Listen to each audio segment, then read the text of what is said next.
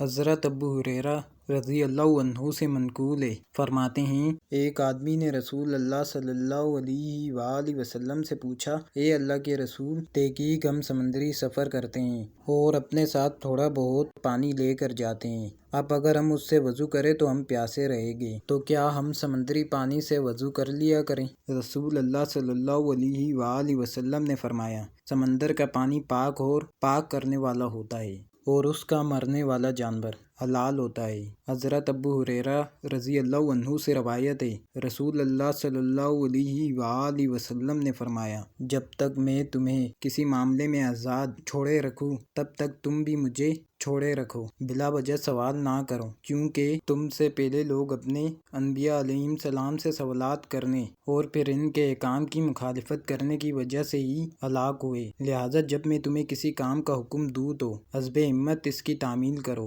اور جب کسی کام سے منع کر دوں تو اس سے رک جاؤ۔ حضرت عبداللہ بن مسعود رضی اللہ عنہ سے روایت ہے، رسول اللہ صلی اللہ علیہ وآلہ وسلم نے فرمایا، جو مسلمان آدمی اس بات کی گواہی دیتا ہے کہ اللہ کے سوا کوئی معبود نہیں اور میں محمد صلی اللہ علیہ وآلہ وسلم اللہ کا رسول ہوں، اسے قتل کرنا حلال نہیں، سوائے 3 افراد کے، جان کے بدلے میں جان، شادی شدہ زانی اور اپنے دین کو چھوڑ کر مسلمانوں کی جماعت سے الگ ہو جانے والا۔